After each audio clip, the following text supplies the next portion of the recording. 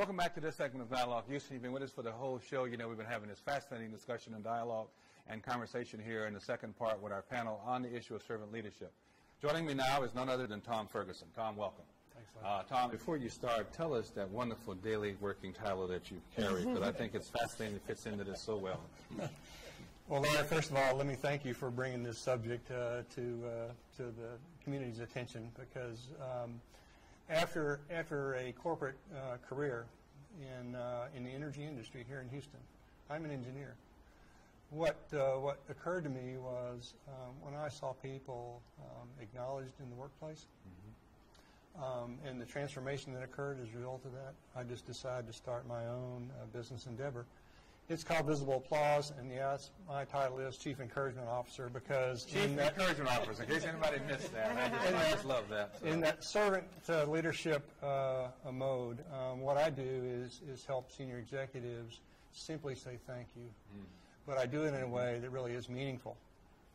So what we do is we create programs, ideally for servant leaders, that want to say thank you. That's not cookie cutter, off the shelf, or out of a catalog. It really does mean something, and what we do with the art is integrate core ideologies of a company, their vision, their values, and their purpose. It's all about culture, right?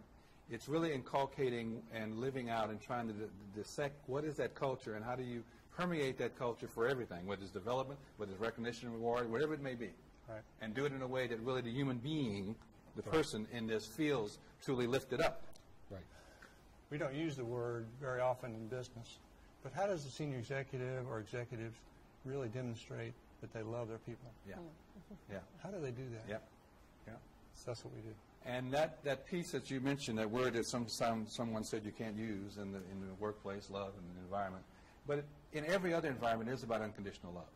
It is about the ability to give and receive unconditional love. There's some other work by Jim Collins. It was recorded in Built to Last, where he looked at organizations that had a very clear vision and a very clear purpose, way beyond the bottom line, and then compared the performance of those companies with other peer companies in their industries, and the results were remarkable. And the difference is that people that felt like they were coming to work for a reason other than, even other than a paycheck, is huge in an organization. There's a great story by William Pollard, who wrote the book called Soul of the Firm. Their basic services, the core of their business is janitorial services. And in that book, he tells the story of Shirley, and her job as a janitor is cleaning terrazzo and porcelain in a hospital. That's what they do. That's their business. But they make sure she understands that what she does, excuse me, I even get choked up even thinking about the story, is that she's a part of the healing process in that hospital. And I thought, if they can do that in that industry for that job, there's not an industry or a business or company or job description that can't match that. Excellent point. And how do people feel when they get up in the morning and they think about going to work? Right. I'm helping people get well. Servant leadership principles about giving credit to others, how you do that daily.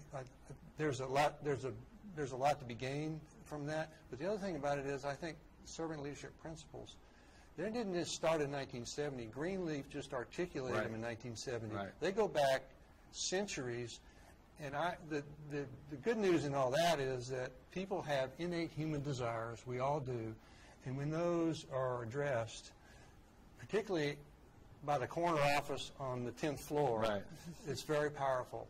Francis McGuire wrote a book called You're the Greatest. His comment was, if I tell you you're the greatest, you'll prove me right. And isn't that true? So in some respects, it's that simple. But in others, how do you do that? And that's what we're engaged in right now, and how to do that. I mean, how to do it in a way that's meaningful, and it's not bribery. Right.